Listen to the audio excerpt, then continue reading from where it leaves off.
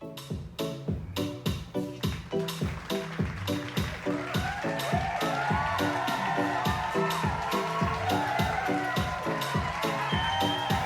be honest, I need to start practicing like some choreography on top of people's head, I swear.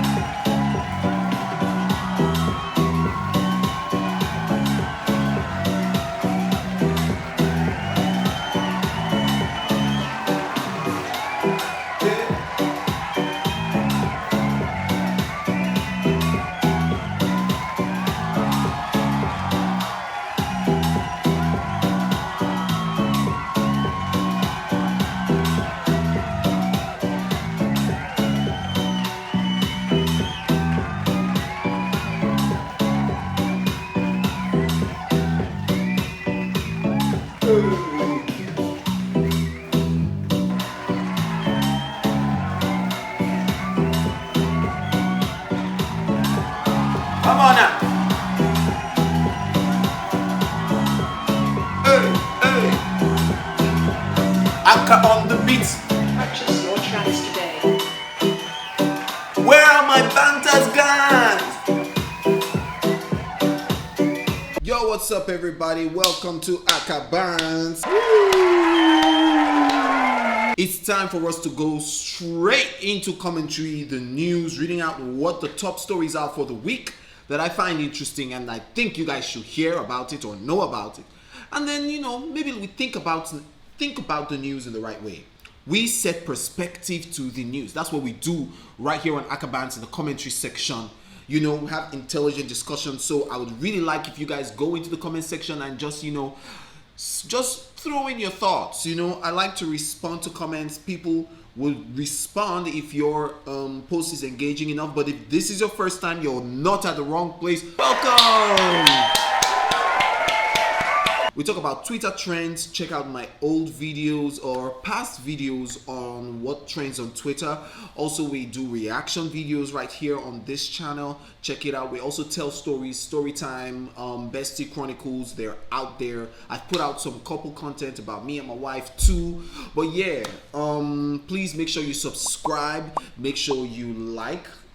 And if you like it enough, you can share with your friends, or if it makes you happy or you think it carries information that some of your friends should know about, But I also just want to use this opportunity to, first of all, appreciate my ABN gang. Akah Bants notification gang on point. Yo, some of you have not even watched the video. Now don't already comment. You guys already like. You guys already spreading the word, man. I appreciate you. I love all of you. Big ups to you. As in, there's so many of you. Like, somebody rushes in and like, first to comment, but then they are number 7. It's hilarious every time I see it. Thank you always for making me smile and making me feel like, everything I do is not a waste. Thank you so much. I appreciate it. You guys don't know how much it means to me and how much it encourages me. All right? Yeah. All right. So let's go straight into the news.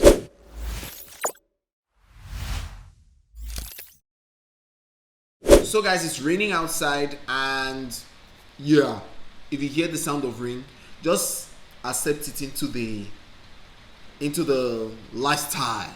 You understand? Anyways, the first lady of the Federation, Aisha Buhari, has gone on to say that COVID-19 is a sign that God is not happy with us, and that we should continue to ask God for forgiveness.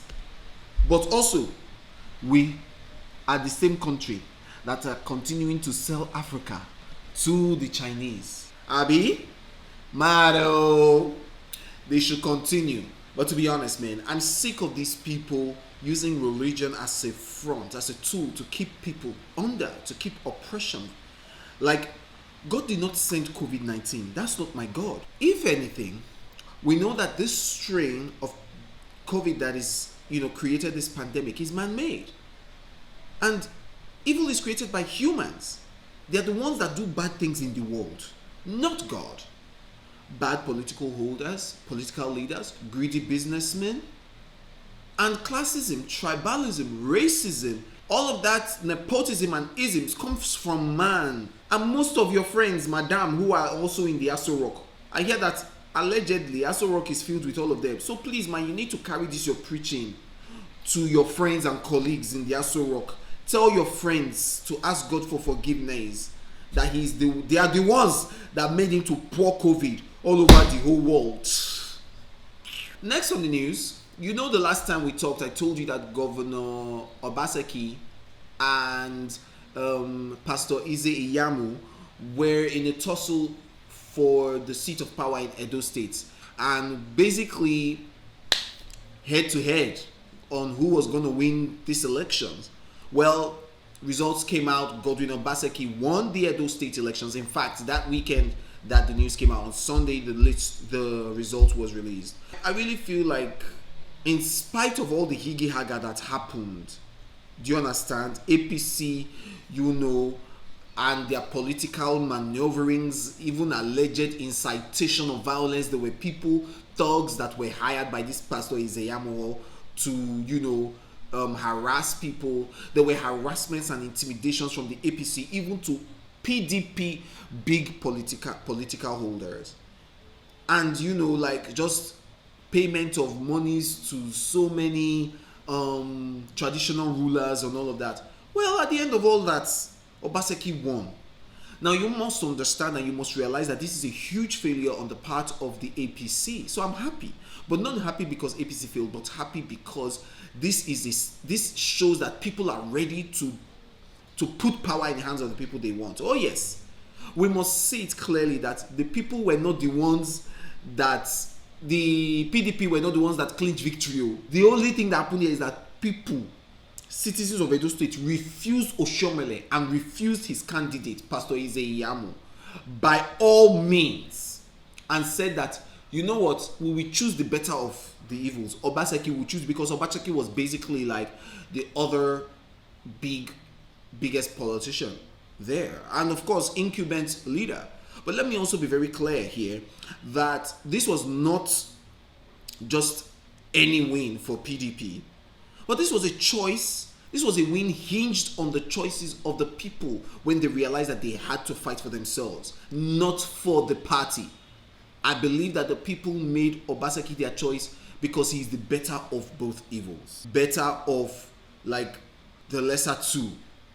Do you understand what I'm saying? Like, it's just like, it's sad, but it is what it is, that you choose a demon instead of the devil. Because to be honest, I don't think people have really been happy, if we're being factual, about the past 4 years of Obaseki's governorship.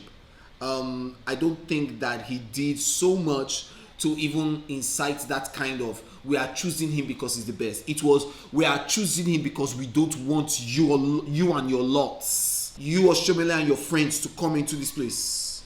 You people that did not take any proactive decision and action on stopping headsmen from coming to kill our people. You people who have sold us to the northern elites. So to be honest, if you ask me, I feel like we need a new set of people, not connected to any of these old guys. That's Obaseki, them, and all of them.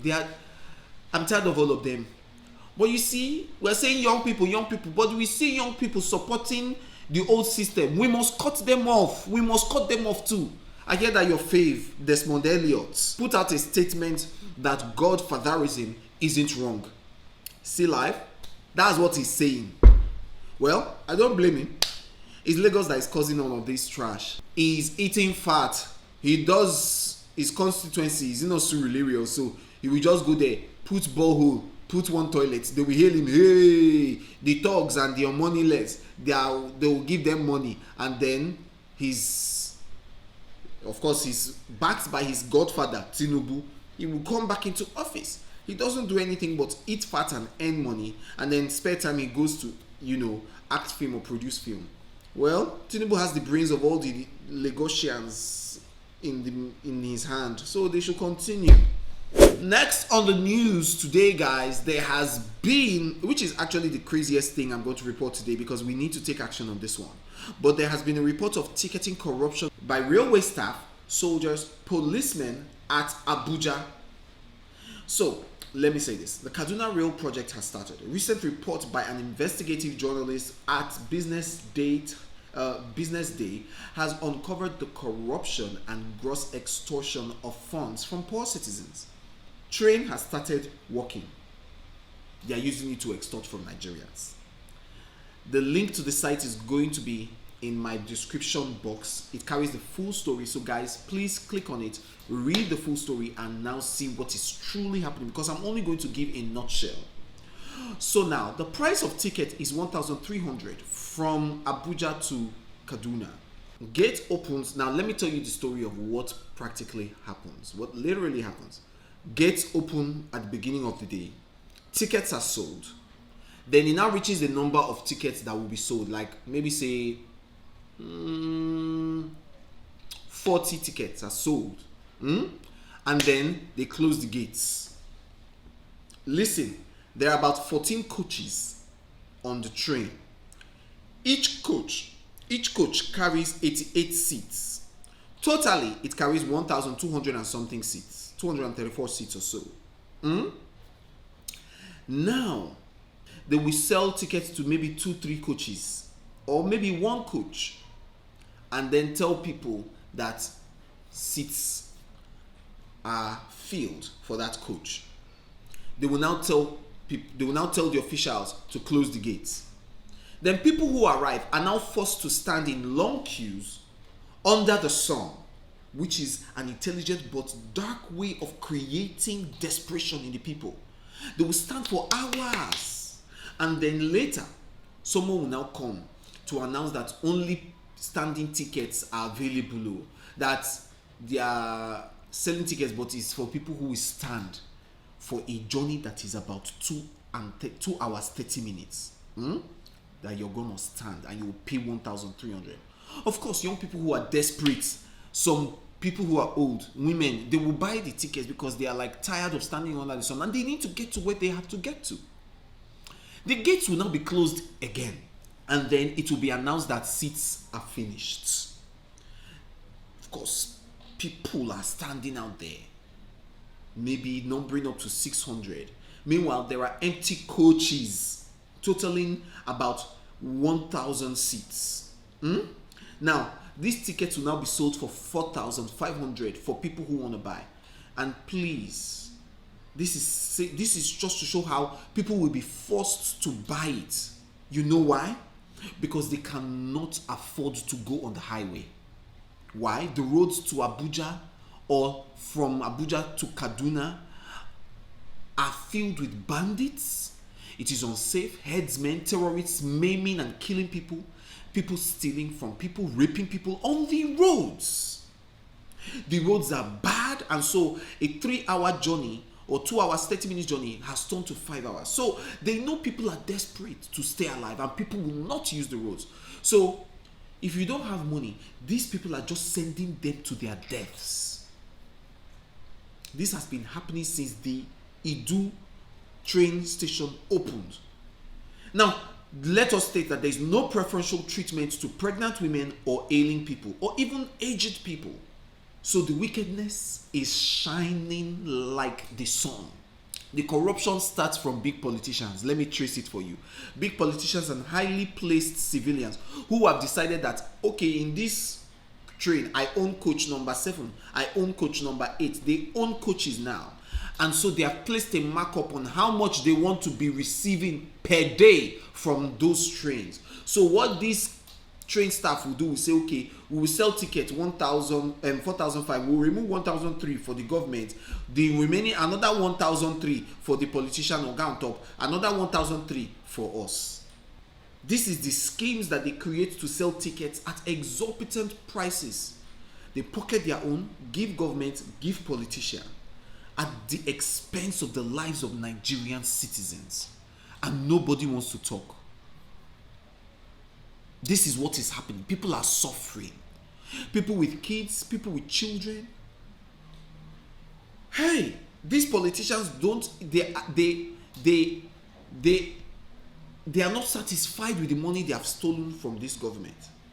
Now, they created the state of affairs, the state in which our nation is today, and still they are doing this. And then we will shout our politicians are thieves. Look at this staff at the train stations doing this. We need to expose it. It's high time. It's high time. It's wild. What do we do about this?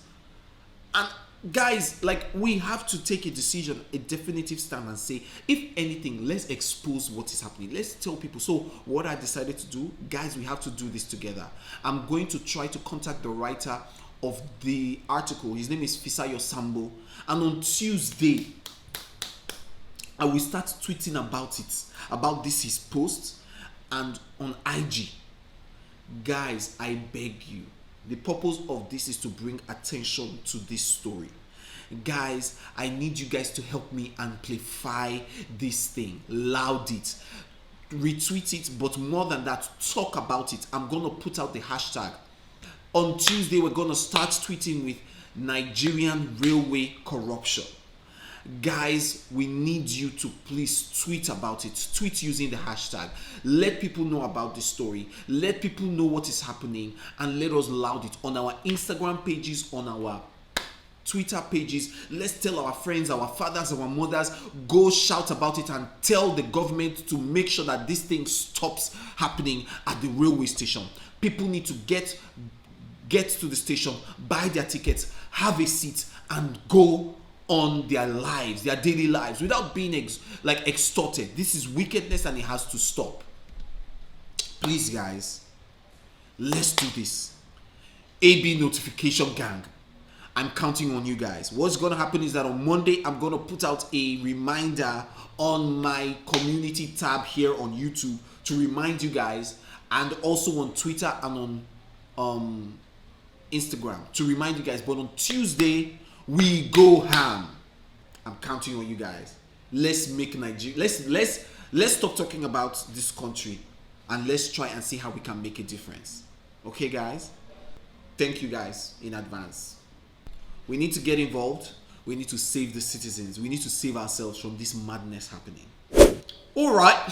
Next on the news, Nigeria is gonna be 60 on October 1st. And see where we are. I mean, like, we're still struggling with corruption at railway stations. Meanwhile, did you see the independence logo that your president Muhammadu Buhari unveiled? I mean, a couple of hours after he unveiled the 60 Nigeria independence logo, a couple of people on Twitter, you know, Twitter is never chill. They literally ripped the government up for plagiarism. And literally posting, how many times have I said literally? For posting or using a photo of a Russian company and their diamond insignia for the independence logo. It's crazy. It's crazy that the government paid 3 million naira for this logo to be created, and this person who created the logo could not be original. Tears. Do you know how many creative or people are here in this country? So that means that even down to the creative department, down to PR and communications, the people who are at the helms of affairs in this country are all dense. From top to bottom, allegedly. May God help us. Well, next on the news, on a lighter note and a much better note, on a happier note, the Queen could be removed as the head of state from Barbados. And I mean Queen Elizabeth herself. Barbados has said, we don't want we don't want Queen again to be the head of state of our country. This is good news. Why? Because, you know, why should this Queen institutional colonialism be upheld till today, 2020? No, let her be Queen of England. The Queen is currently head of state of 16 countries, including Australia, Canada, and several island nations in the Caribbean and Indian Oceans. Yep, till today. Well, the Barbados Prime Minister Mia Mottley has said that they have started plans to take back control of full sovereignty in their country before their 55th anniversary, which is going to be, you know, in a couple of months. I mean, I love to hear things like this, and I love it. They're going to be 55 soon, and she's like, you know what? Why should we have a head of state that is, you know, our colonial master? Let us choose an indigenous head of state. I love it. Meanwhile, in Lagos, Sanwo-Olu splashes 51 SUVs, 51 SUVs, and 8 houses on judges in the state. After doing this, he went on to say with his guts that his government is committed to give the judiciary necessary tools to perform its statutory duties. Car and house is now the tools that they use to become better judges, Abi.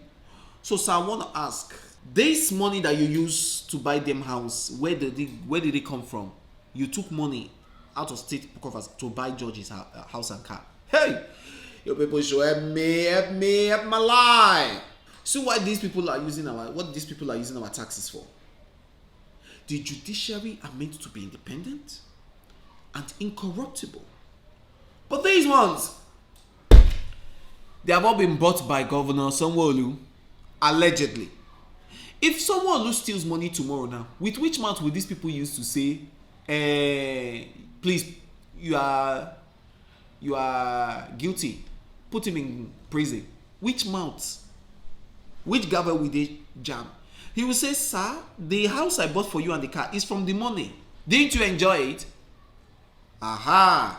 But please, guys, like, which other country does this? Like, does any other country gift houses and cars to, like, judges? There is God, oh. There is what? God. Anyways, guys, we've come to the end of today's news. I hope you guys enjoyed it, and I hope you guys enjoyed my dance. Please make sure you remember to subscribe, remember to give us a like, and please, I'd like to see your comments down below. But please, guys, do not forget, on Tuesday by 6 p.m. we're gonna start tweeting about hashtag Nigerian railway corruption. Yeah, I got it. Hashtag Nigerian railway corruption. I literally just thought about this now, so like I haven't put much thought into it. But guys, please, we have to take a stand and save ourselves. God help us in this country. I like where this show is going to. Like, I feel like from this we'll start making like things better and bringing positive change instead of just talking about it, about the negative. We can be part of the change, and I trust ABN gang and everybody watching this video right now to make a move on Tuesday. All right. Special thanks to Fisayo for even putting out this story and going to that train station to even buy that ticket. Big ups, man. Bye, guys. Have a great week.